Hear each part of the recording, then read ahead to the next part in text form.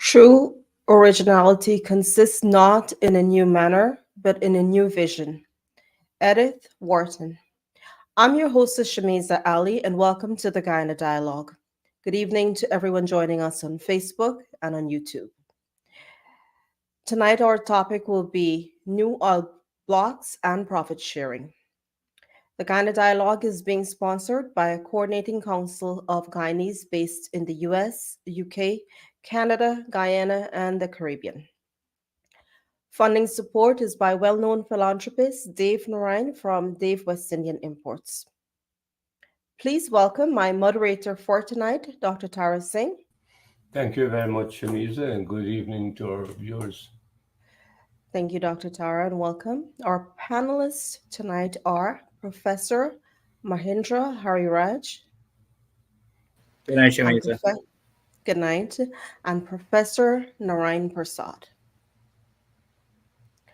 Our Good night, guest everybody. tonight Our guest tonight is the Minister of Natural Resources, the Honorable Vickram Outar Bharrat. Welcome. Thank you, Good Shamiza. Good evening, night, everyone. everyone. Good evening to all our viewers. Dr. Tara, please go ahead. Yeah, thank you very much. Minister, thank you very much. I know we were trying to get you a couple of weeks ago, and then unfortunately you had an emergency.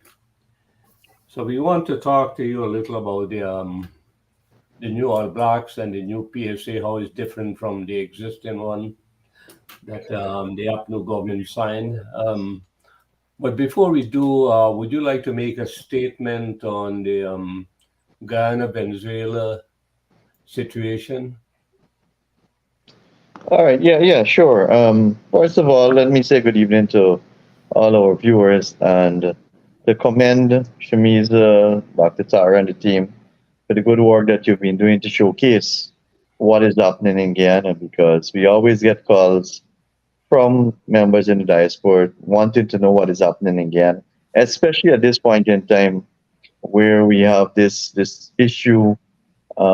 It's not an issue with us, but it's an issue with Venezuela claiming part of our territory, which we take very seriously. As you would know, we had a extraordinary sitting of the National Assembly on Monday, where the Parliament unanimously voted in favor of the motion,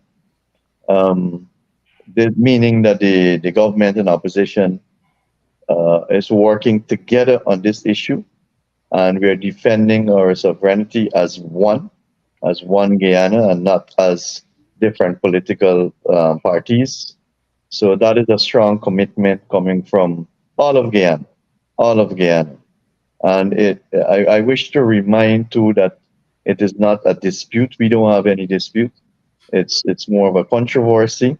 It's more of Venezuela claiming what rightfully belongs to us in what was settled since 1899, when it was declared that it is complete and final, that the boundaries have been settled.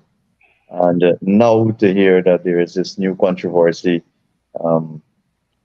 being made by Venezuela is very sad. It's very sad for the relationship among us as neighbors, taking into consideration what is happening in Venezuela right now too, with the economic situation in Venezuela, and a lot of migrants, a lot of Venezuelans leaving the shores for a better life in nearby countries, Colombia, Brazil, and even in Guyana, Trinidad, and Tobago. So I think it's more of an internal issue within Venezuela. And as I mentioned, it's not really a dispute. We are solidly together on this matter.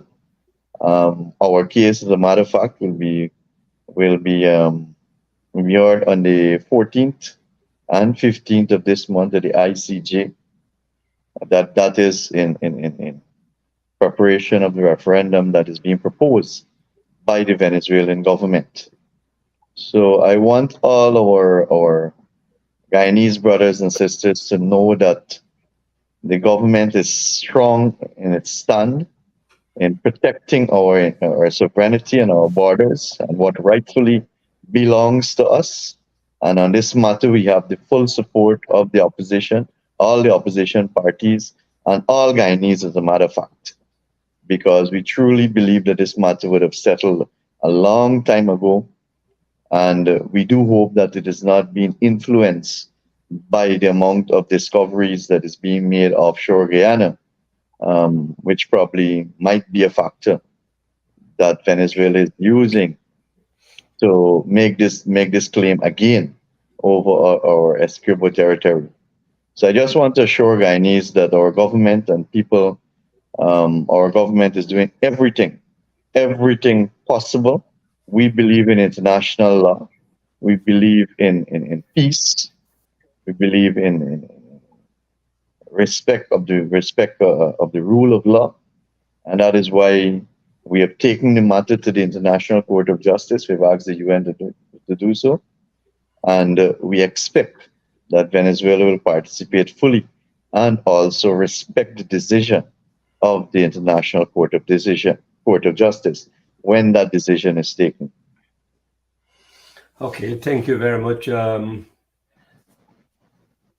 I just want to point out, well, I know you know this, but Guyana only has a reserve of 11 billion barrels. Venezuela has over 300 billion barrels. So why would they concern themselves with a paltry sum of 11 billion in comparison to 300 billion?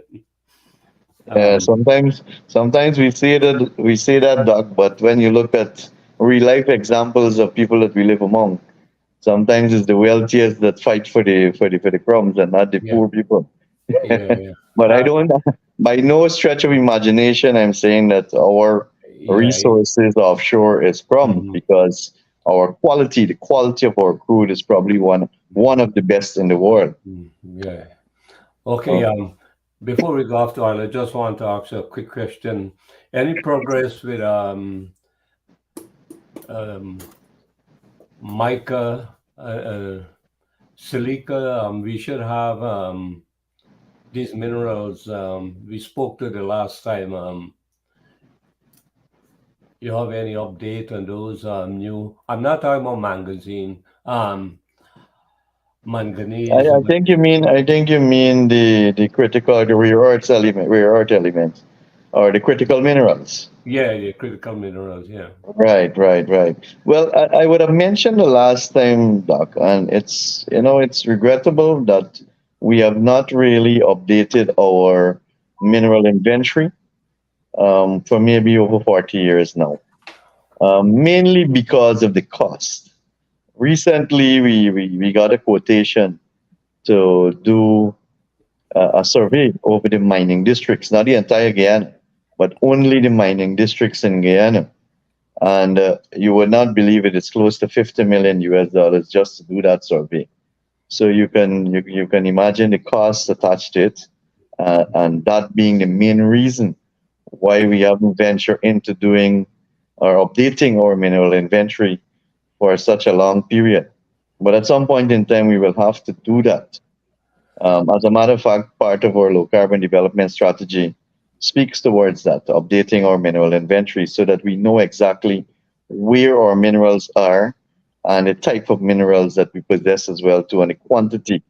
Of course, when we did the last mineral inventory, I think it was in the early 80s, we didn't have the kind of equipment and technology that we possess today. So looking at our mineral map now, that is a GGMC, would not be a true indication of what really is there or what mineral we do possess. Yeah, However, there are companies that have signaled interest, especially in lithium and a few of the other critical minerals that are necessary to achieve or to develop renewable energy, the solar panel, the batteries. And so there are a number of companies that have signaled the interest, and we are working with a few of them to issue the permit for them to do some amount of prospecting, not mining as yet, but just prospecting to look at the possible reserves that we have and to quantify it and look at the economics. What about cobalt? Well, COBLT.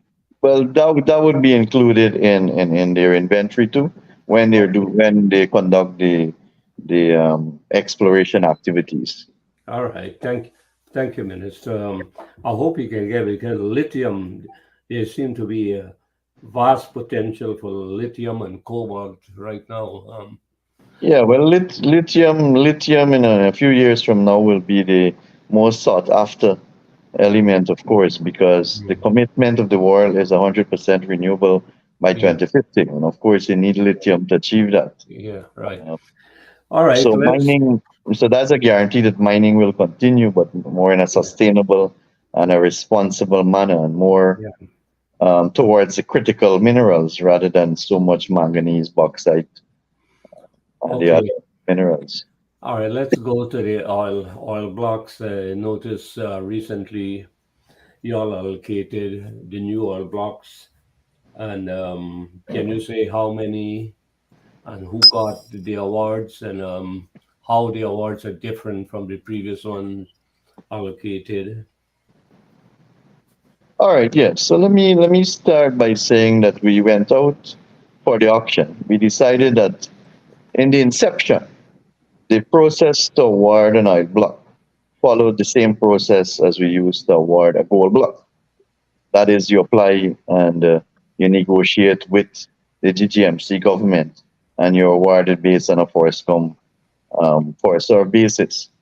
And we recognize the deficiency in that process, especially in awarding oil blocks offshore, and realize that we need to make it into a more transparent process, thereby going towards an open auction and giving everyone an opportunity to submit a proposal to us and to show their capabilities. When I say everyone, I mean local as well as foreign companies, organizations, individuals. So that presented a fair opportunity for everyone, because there are Guyanese who have been mentioning for a while now that they would like to get into the upstream end of the oil business. That was a great opportunity for them to do so. Some of them did. So we went out with 14 blocks. We have identified 14 blocks, three in the deep water, that is the north of the Stabroek block, which was commonly called the Block C. We would have divided that block, but because it was close to 10,000 square kilometers, so we divided it up into three. Those were the three, and if you had looked at the bidding documents, you would have seen the D1, D2, D3 blocks. Those were the deep water blocks, D meaning deep. And then we had 11 blocks in the shallow water. That would be more to the south of the starboard block or below the starboard block coming to shore. So, having our basin already de-risked, we realized that there was great potential to go out um, for auction with these blocks without doing the seismic studies. Because one, the seismic studies would have cost the government a lot, and we weren't prepared to do so as yet, because there's so many other priorities that we have as a government: education, healthcare, infrastructure, and how badly it is needed in Guyana, all of us being Guyanese. So our priorities are more towards developing the country more now than to invest in seismic study. But having also known too that our basin is de-risked, completely de-risked, because of the significant amount of discoveries being made in the Stabroek block. We have one of the highest exploration well discovery rates in the world. I don't think this have ever been seen anywhere in the world before. It's about 85, 86% success rate at exploration wells, whether it's in deep water, shallow water, onshore. I think this is the highest success rate by any oil company, any major oil company around the world. So that by itself will show you that the Guyana Basin possess possess a lot of opportunities for exploration activities and the possible discovery of hydrocarbons. The other thing too is that it would have taken some amount of time to conduct that seismic study. So we decided that we are going to go out with these 14 blocks without the updated seismic studies. Of course, some of the blocks had data that were available because of other work done by Exxon and others offshore Guyana. We are pleased with the response that we would have received. We had a number of major companies. I think if you total the amount of companies, we probably have about close to 20 companies responding. Companies, organization, individuals responding to our auction by submitting a proposal. The out of the 14 blocks, we would have attracted proposal for 8 of those blocks. 8 of those blocks, 6 being in the shallow water and 2 being in the deep water. So it was 14. We attracted bids for 8 of the 14. That is 6 out of the 11 in the shallow and 2 out of the 3 in the deep. But as I mentioned, it's 8 proposal. But what we found is that, for example, S8, which is one of the shallow block, you would have 3 major companies coming together and bidding. S3, for example, you would have another 3 major companies coming together and bidding. So we had some of the major companies, Exxon, CNOOC, we had Qatar Oil, Qatar National Oil Company, Total, the Malaysian Oil Company. We had a number of international companies, Hess Corporation, responding to the bids, as well as a few from local companies from Guyana. And that is why I mentioned that it presented an opportunity for locals, for Guyanese, to get involved in the ownership of oil blocks offshore Guyana. That is why we decided on an open process where anyone can submit a proposal. Now, there were some basic criteria that we stick to, and we intend to follow through with. For example, in the shallow blocks, for the shallow blocks, there's a minimum of a $10 million signing bonus for the exploration license. And I'm stressing on that because you'd recall APNU AFC received, and we know the story behind the 18 million signing bonus. Later we realized that it wasn't even really a signing bonus. So APNU AFC would have negotiated with Exxon for 18 million signing bonus on a production sharing agreement. We are saying now, under this new regime, that to be awarded an exploration license in the shallow blocks, you will have to pay a minimum of $10 million signing bonus. And for the 2 D blocks that will be awarded, we are saying that you have to pay a minimum of $20 million for the exploration license. So it means that once we get to production, that's another negotiation. But that is for exploration. So before these companies would have submitted a bid, they're very well, or they know from up front that this is one of the criteria. You must pay 10 million if it's a shallow block for the exploration license as a signing bonus, or you must pay 20 million for the deep as a signing bonus.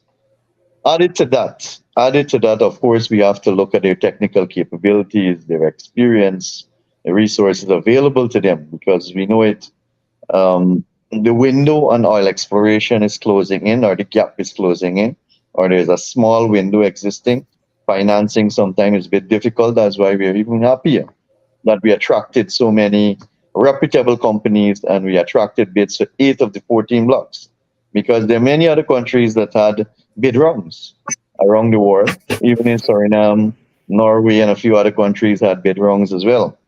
At the same time that we had ours, and we are pleased that we had these major companies responding.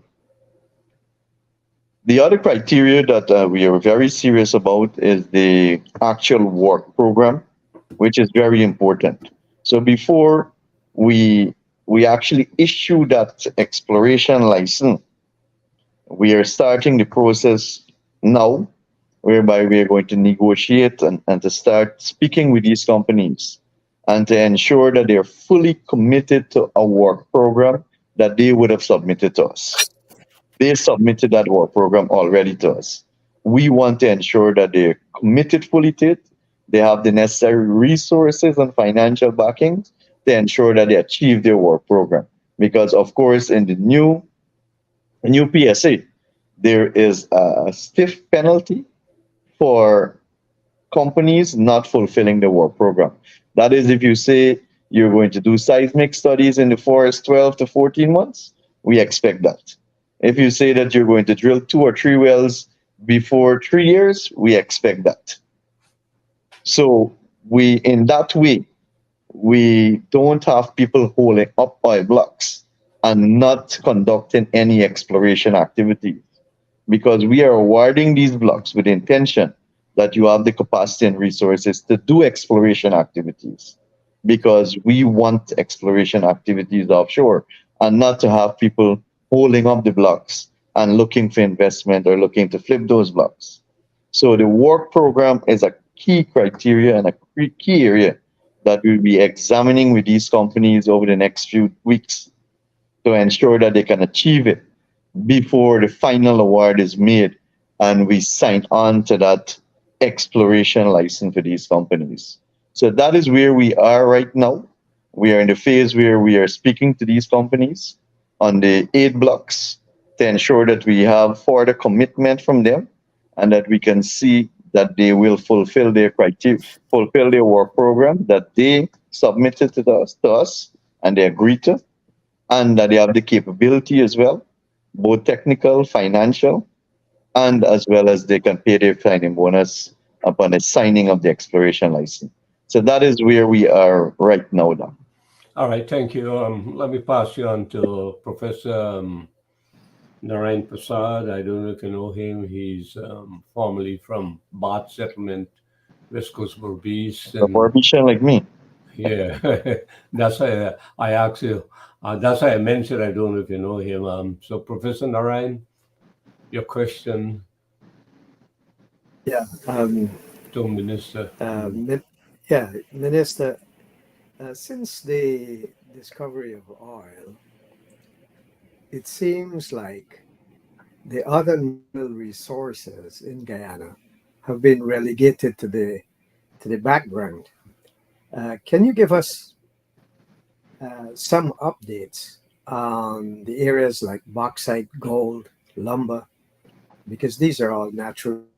What's the status? What's their current status in terms of the exploitation of these resources in accordance with the country's development? Professor, let me just the topic here really will be focusing on the oil and gas sector in this.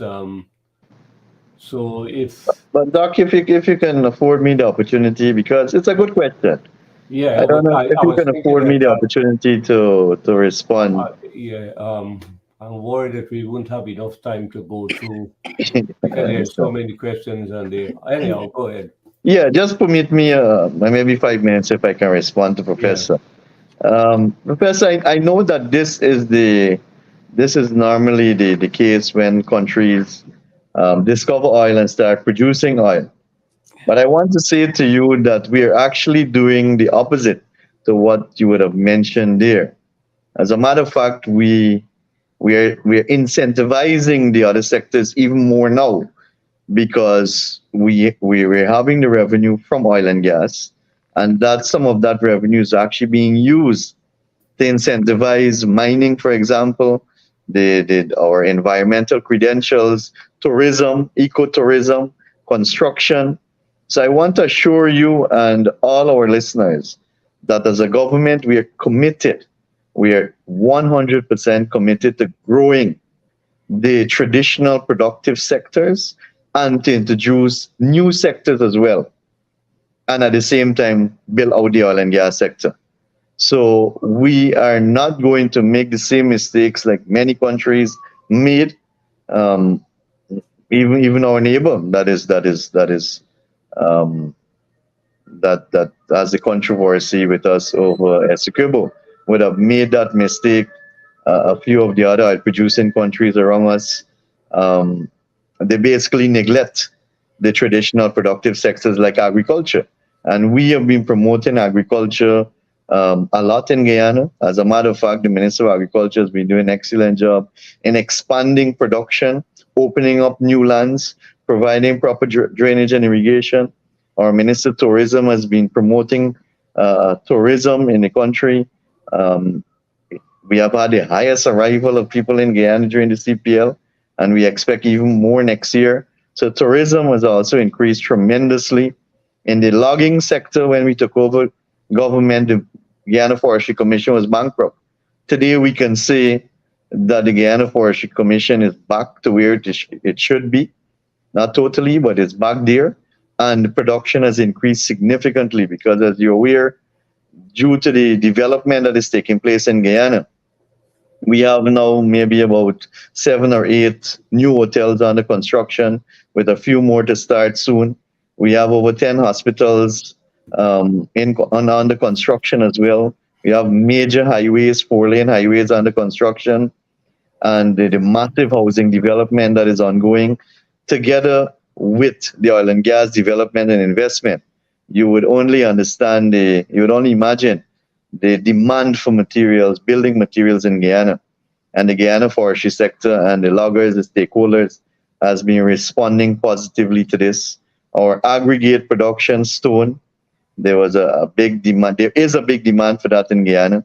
We have seen a number of new quarries coming on board, big investment by many Guyanese in this sector, that our production has increased almost from 600,000 to now, to date, 1.6 million tons. Sand, loom, gold production. We have one of the major gold company out of Canada set to start production in another 2-3 years from now. This would be another large-scale gold mining company in Guyana. And we have the current large-scale company venturing into underground mining for the first time. We also have the 2 bauxite company that is producing, and the manganese company in Region 1. So thank you, Dr. Tara. I just wanted the opportunity to highlight to everyone that as a government, we will not get carried away with the oil and gas sector, even though it's a sector that we intend to build out and to use the revenue to develop our country and provide better lives for all Guyanese. We are serious about developing and keeping the other sectors in production as well too. All right, thank you, Professor Derek. Your follow-up question. Since I'm confined to asking questions on the oil sector, one of the questions that were raised constantly is the oil revenue, and people in Guyana are not updated as to the revenue that is accrued and how it is being used. Can you enlighten us on that? Yeah, definitely, Professor.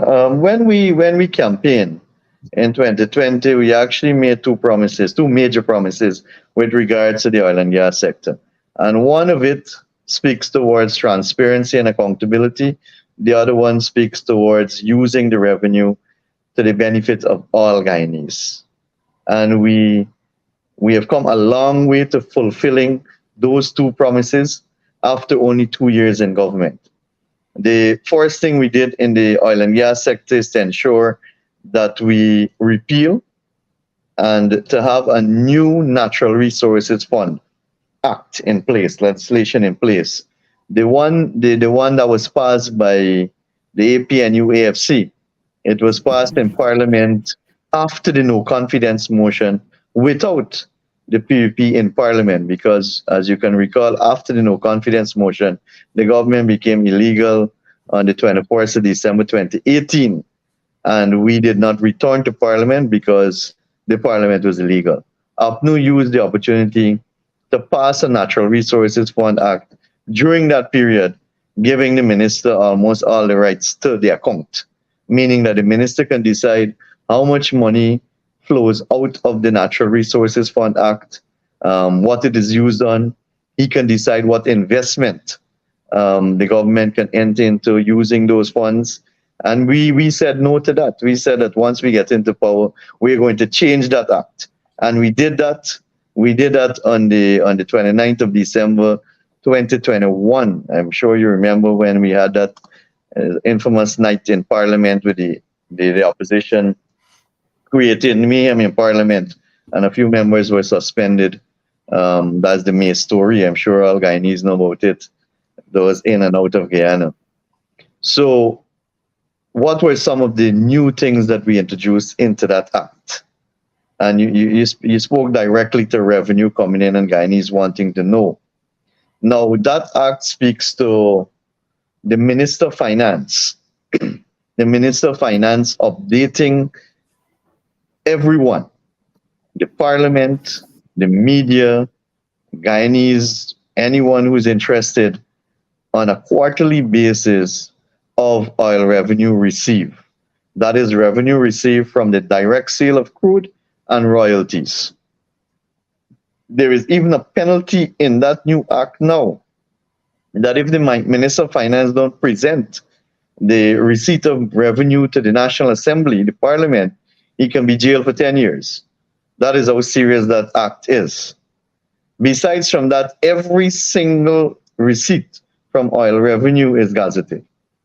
It's gazetted. And you know, once it's gazetted, it's in the public domain. So anyone, if you're Guyanese or not, you can go online and you can access that gazette and you can know how much money was received from any given lift, that is a sale of crude from the government of Guyana share, and how much royalty was received. So take, for example, on the 31st of December 2023, Professor, you can go online and you can look at all the gazette from the 4th of January to the 31st of December 2023, and you will see all the receipt of oil funds, of oil revenue, and you can add it down. And you can tell whether you received $20 or whether you received $30. That's how transparent it is now.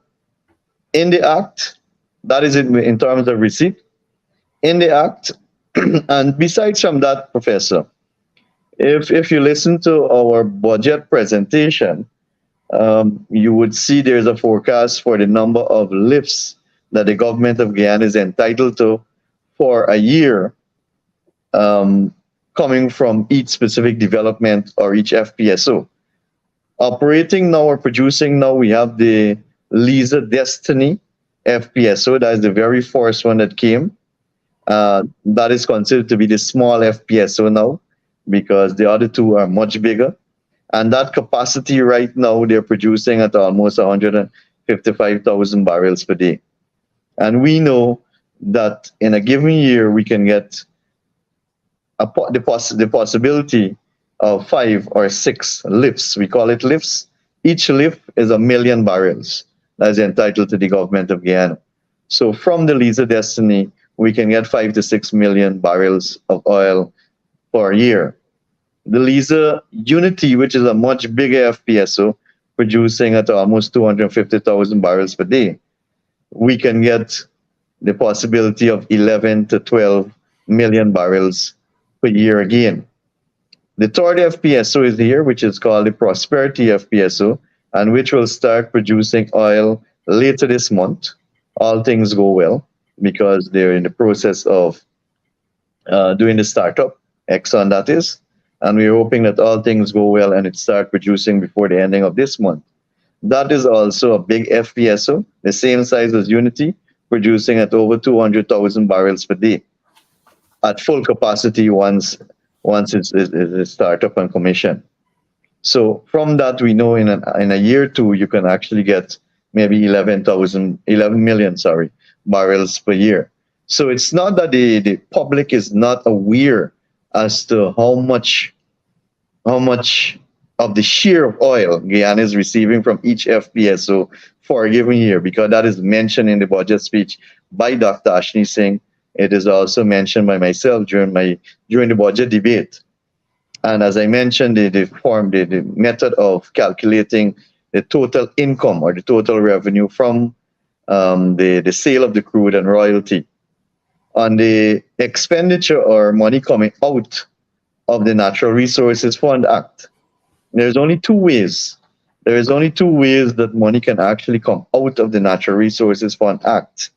And that is one, the flow into the budget, the annual flow into the budget. And again, in that Natural Resource Fund Act, there is a simple formula that calculates, and anyone can know how much money will flow into 2024 budget or flow or came into 2023 budget. So it's not the minister or anybody deciding how much money will go into the national budget. There is a formula there that speaks to the amount of money that flows from the Natural Resources Fund Act into the national budget.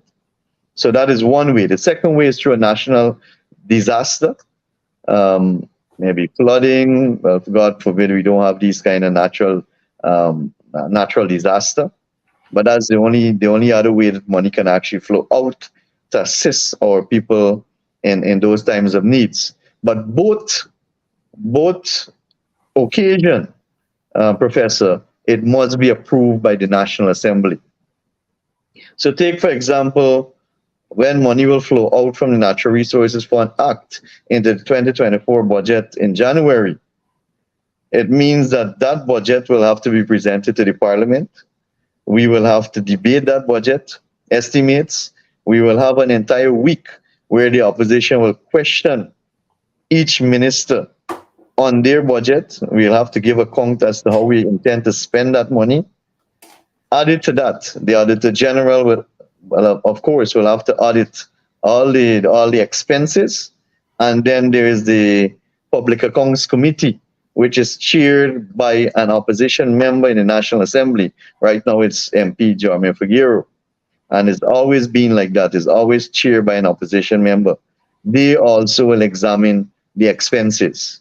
So I'm just telling you this to show you the amount of layer that we have in place so that there is absolute transparency and accountability in the system in terms of revenue flowing into the Natural Resources Fund and revenue flowing out into the national budget, or if there is a natural disaster, which must be approved by the Parliament in any case. So the Parliament have absolute oversight over this Natural Resources Fund Act.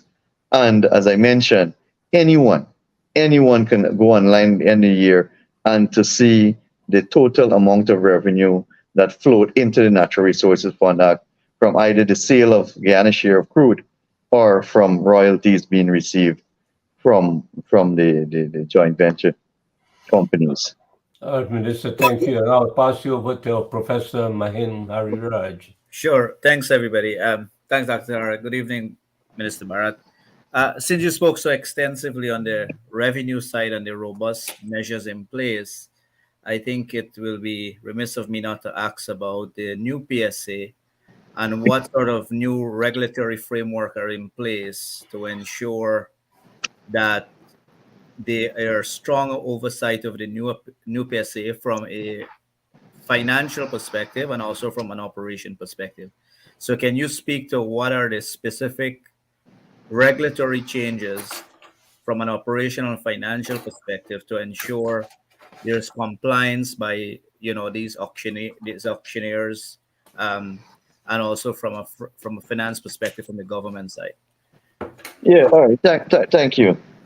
All right. So what we had promised to is to ensure that we have a model PSA that is accepted industry-wise, worldwide, and we started out by ensuring that we have that model PSA in place, because like many others, we were not satisfied, and we still are not satisfied with the existing PSA that was signed in June of 2016 by the then Minister of Natural Resources, Raphael Trotman, and the COVIs in the Stabroek Block. We believe that we could have gotten much more from it, of course. However, we would have said too, even in opposition, because it could have been easy to campaign in opposition by saying, "Oh, we'll change we will renegotiate the Starbuck Block PSA." But we held our position even in opposition and said that once we get into government, we are going to ensure that we have a model production sharing agreement, and that any future production sharing agreement that we sign with any companies, we will ensure that Guyana and Guyanese benefit more from it. And that is what we started out by doing, because today we have a model PSA which speaks to more benefits coming to Guyana, more share of the more share of the profits coming to Guyana, and to also ensure that we strengthen the regulatory provisions in the PSA. As you're aware too, we have a new Petroleum Activities Act in place, because we would have replaced the 1986 Exploration and Production Act. Um, of course, we didn't have oil and gas then, so we had to update, or we had to basically have a new act in place to manage the sector in year 2023 and beyond. So that is now in place too, to ensure that there is a strong regulatory framework in place to manage the sector, especially when it speaks to the environment, how we treat the environment, how we deal with flaring, how we deal with wastewater, how we deal with monitoring and calibrating and measurements. These are all included now in, or is upgraded or updated in, the new production sharing agreement and the Petroleum Activities Act that was passed recently in the National Assembly. But if I can speak on the fiscal side for us, because I know a lot of people sometimes want to hear, sometimes they don't want to hear about the environmental permit, what we did with that, how we're treating water. Sometimes they just want to hear how much money Guyana will get, or what is Guyana's share in the new production sharing agreement. Um, and I can do a comparison between the two, between the PSA signed by APNU and the new PSA that we have now. Right. The first thing is the 2% royalty. In the Starbuck block, there's an agreement of 2% royalty being paid to the government of Guyana, or the country. In the new PSA, we have moved that from 2% to 10%. So there is now a 10% royalty. In the old PSA, there is no tax being paid by the operator, or the COVs, in this case, Exxon and Sina. They will now, any new PSA now will attract a 10% petroleum tax. So it means that the Guyana Revenue Authority will be collecting a 10% tax from any new PSA. In the old PSA, there is a 75% cost recovery provision, meaning that 75% of the revenue goes towards cost recovery, and the 25% of that is shared among the four parties. The four parties being the government of Guyana, Hess, CNOOC, and Exxon, of which we are actually getting the bigger of the share right now, because we're entitled to 12.5% of the share oil and 2% royalty, which will take us to 14.5%. So we would have reduced that to 65%. 65% meaning that upon startup, the company would only use 65% of the revenue to reclaim their costs, while 35%, instead of 25%, 35% now will be shared by the government of Guyana and the operator, and if there's any other partner in that block. We maintain the 50% share of profit, which is in the Starbuck block. We have maintained that in the new fiscal regime. Now, this fiscal regime in the PSA, I know I mentioned earlier that we are in a stage of negotiating with the new the companies that would have bid for the 8 blocks. Correct. But we are in negotiation with them. But I want to say clearly, part of that negotiation does not involve negotiating the fiscal terms. This is not negotiable. So the 10% tax, the 10% royalty, the 65% cost recovery, the 50% share of profit is not being negotiated.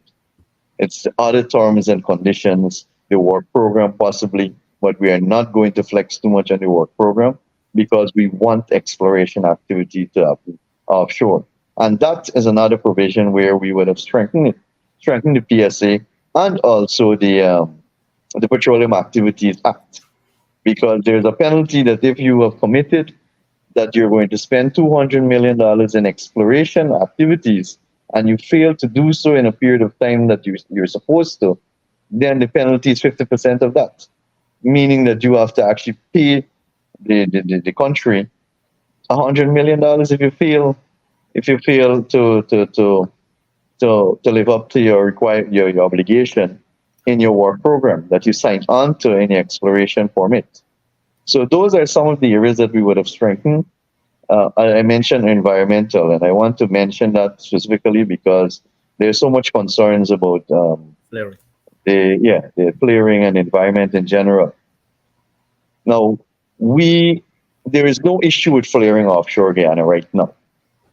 Right? In the past, yes, there was an issue when the Lisa Destiny had a problem with a gas compressor. That has been fixed a long time now, and there is no issue with flaring from none of the three FPSOs Guyana.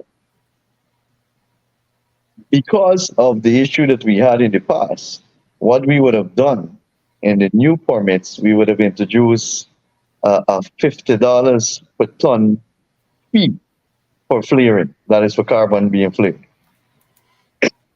Now we did that. We did that not really to earn money from flaring, but to ensure that we put some kind of penalty in place that the company feel as though that they have to fix the problem as fast as possible, and that we don't permit flaring. So it's not that we're tolerating it. It's just to ensure that the companies know that we are serious about the issue of flaring and polluting the environment. Added to that, we are looking also at not only the issue of flaring and damages to the environment, but also the loss of revenue from the resources being flared, because obviously it's gas being flared, and that gas could have been monetized, and we could have earned money from it. So that is another area that we'd have strengthened too. That is all being put in place to ensure that these companies know that the government is not tolerating any flaring at all, unless it's an extreme situation and it is unavoidable. Then you still have to pay that fee to the Environmental Protection Agency. Yep. In terms of treating wastewater, and a lot is being said by how Guyana treat wastewater, but I believe the model or the system that we're using is probably being used all around the world by major operators. So we might say, oh, Guyana is new in oil producing and it's a small country and we're probably tolerating certain things. It's not, that is not so. We are serious about the environment, and we have put into that permit that the water being produced, because we know that when from the wells, it's basically three components. You have the gas, you have the oil, and you have water. Right? The oil obviously is stored in the tanker, in the FPSO, sorry, and then transport to tankers. The gas is reinjected. Most of it is reinjected now to optimize production in those wells, reservoirs. And the water, we have put in that permit that it must be treated. It must be treated to international standard before it is released back into the ocean. And we're talking about 5,000 to 6,000 feet depth of water. We're talking about 100 miles away from the shore of Guyana. This is not 20 miles offshore. This is not 50 feet deep water. This is 5,000, maybe 6,000 feet deep water, and 100 miles away from the seawall in Georgetown.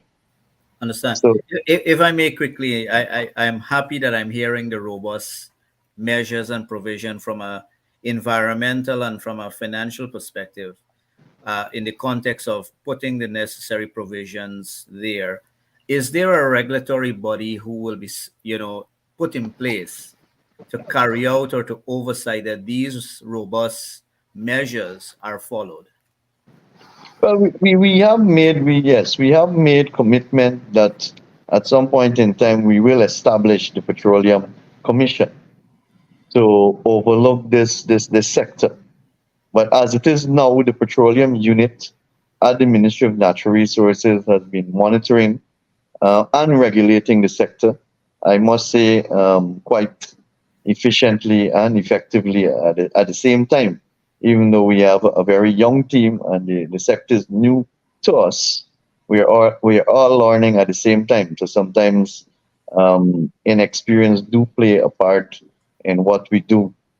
Um, but I think the team has been functioning quite effectively. But we have made a commitment that at some point in time we will have that petroleum commission in place, because I think that is what they're actually getting at, Mahendra, to ensure that there is a commission in place. Correct, and necessary checks and balances, and Correct. to ensure on, at least from the government side, that these provisions that has been put in place, that they're being adhered to, and there is transparency and accountability across the board.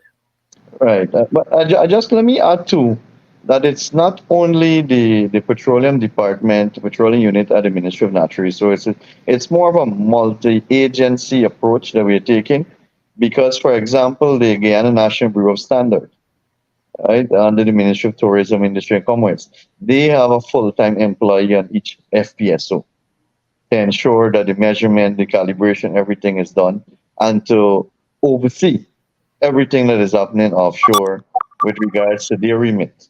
We have also the EPA involved in this process, MARAD involved, a number of other agencies.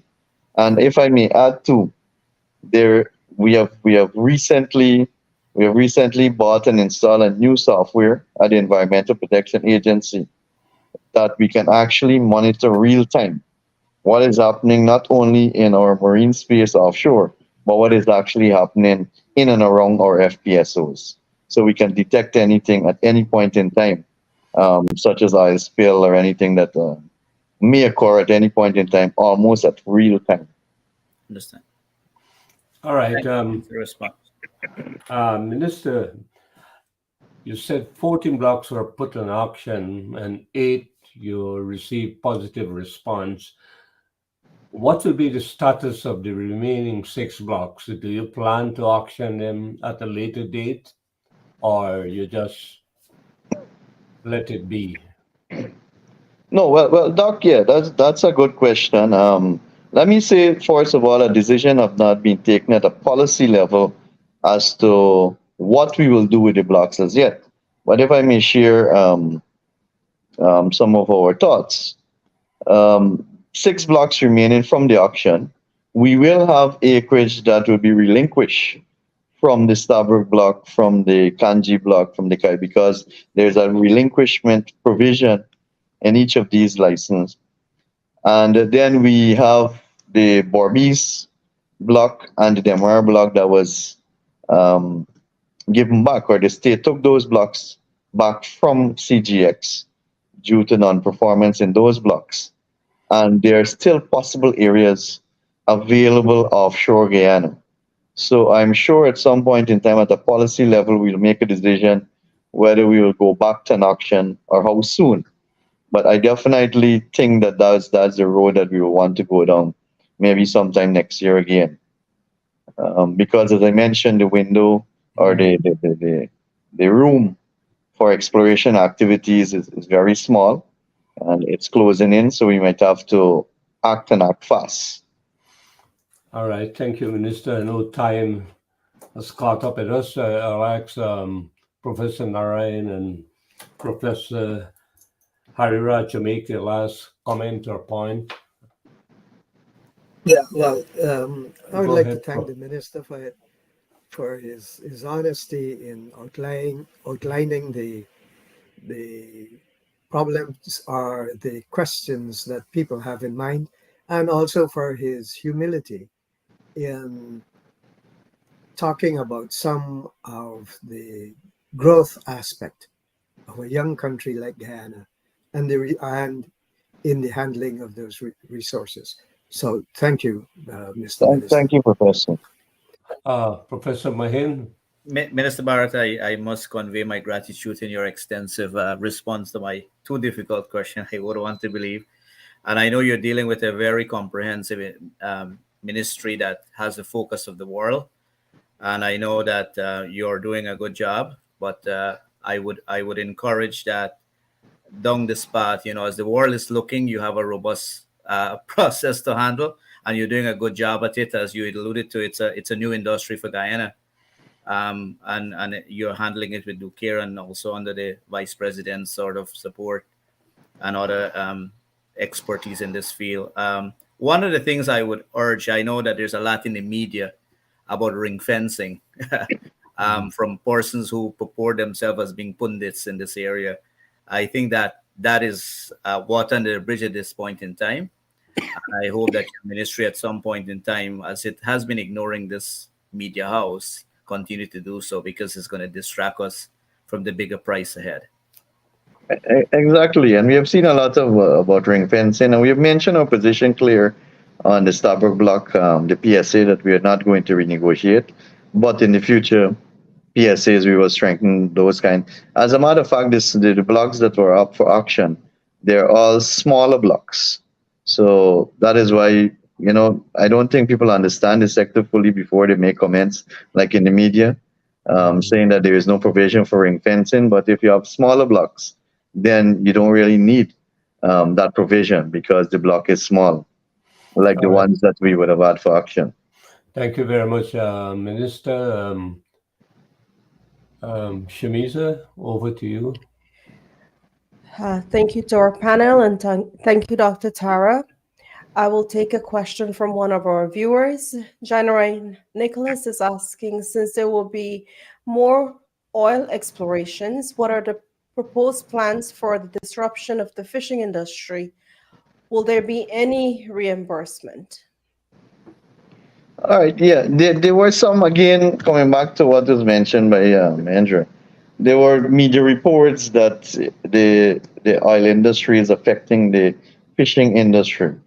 But Right. the FAO did a studies, as a matter of fact, along with a few others, and the report points in a different direction, actually, that there is no disruption in the fishing sector industry by what is happening, the activities offshore Guyana. As a matter of fact, I know there was a time when the catch was very low or reducing, and there are other factors that contributed to that. But of course, oil is being blamed for everything. For example, at that point in time, we had significant amount of rainfall. So the amount of rainwater, sweet water that goes into the ocean or the river, it affects the catch, the fishermen activities offshore. That was one of the factors among many others.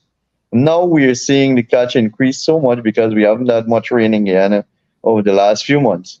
The Minister of Agriculture has mentioned personally to me that there's so much, the catch is so much now that we have to start looking for new markets. So we have seen directly that there is no correlation between the two, and the oil, what is happening offshore in the blocks offshore Guyana is not affecting the fishing industry. As a matter of fact, the Minister of Agriculture is doing a lot to continue to grow the fishing industry or the fishing sector, which is key for us too. Okay, thank you. And what extensive measures do you have for the overflow of such chemicals as mercury when dredging for gold? How much ended up in the rivers for hundreds of miles? All right, so as it is now, we have a very controlled system in the mining sector. We have signed up to the Minamata Convention, which speaks towards the reduction in the use of mercury in mining. All the large scale company that is in Guyana now, they're not using mercury. They're processing through a cyanidation process, or using cyanide as a matter of fact, which is then settled, or what we call a settling pond. And GGMC enforcement arm ensure that every mining operation there is what we call a tailings pond or a settling pond. So the water from the actual mining activity is not released into any major waterway, primary waterways, whether it's creek, whether it's river, whatever the case is, but rather it goes into a settling pond, especially now where there is a severe short drought in Guyana. The waters are actually being recycled, so there's even more reason for miners to ensure that they have a settling pond or a tailings pond, as we call it, and not to release directly into any primary waterways. That is being enforced every single day by GGMC. And we are working with a number of organizations, the Guyana Gold and Diamond Miners Association as well, to ensure that we work towards minimizing the use of mercury. Of course, we still got to look for an alternative that is affordable and that is effective to replace mercury. Quite honestly, we haven't found that yet, but that is no excuse for us to continue using it either. There are new methods, a bit more expensive, but we're encouraging, especially our large and medium scale mining operations, to move towards those methods and move away from mining, mercury, sorry, because we know the impact of it. But I want to assure you that no water is being uh, dispensed into the primary waterways from any mining operation across Guyana right now, but rather it is discharged into what we call a tailings pond or a settling pond, and after they settle for a period of time, then we release it eventually into the waterways. Thank you, Minister. You've covered a lot tonight, and I know your ministry is probably one of the most looked at ministry in our government, and you are probably constantly under a microscope for everything that your ministry is responsible for. But Definitely. tonight, you have definitely proven to us that you're accountable, you're transparent, and you're fully aware of what goes on in that ministry. And I thank you for that. I will now ask you for your closing remarks. Well, I'm happy that I was given the opportunity to speak on these areas because I always think that many comments are being made, negative comments are being made because of a lack of knowledge in the sector. As Manager mentioned, there are a lot of pundits in Guyana who claim to be oil and gas exports. But we got to be honest ourselves. This sector is new to us. There aren't many exports around. So the misinformation that's being peddled is mainly because of a lack of understanding of the sector and not being knowledgeable of the sector. So I'd be happy to be back at some point in time so that we can continue Yeah, this conversation sure. so that our people can understand the sector a little more and to understand too what the government is doing to strengthen the monitoring, the regulation of this sector, and how the resources are being managed so that we can eradicate any negative comments, any negative perception. Because as a government, President Ali, Vice President Jack Dio, and his government is committed to ensuring that there is absolute transparency and accountability in all sectors, not only the oil and gas sector. Thank you. Thank you. And to all of our Hindu brothers and sisters that will be observing Diwali, we want to wish you a very happy Diwali. On behalf of the entire team at the Guyana Dialogue, we send our love and blessings to all of you. With that Thank said, you. guys, thank you to our viewers and thank you for everyone that participated tonight. Until next time, I'm your host, Shamiza Ali, and this is the Guyana Dialogue. Good evening, everyone. Good Good evening. evening. Thank you. Thank you very much, Minister.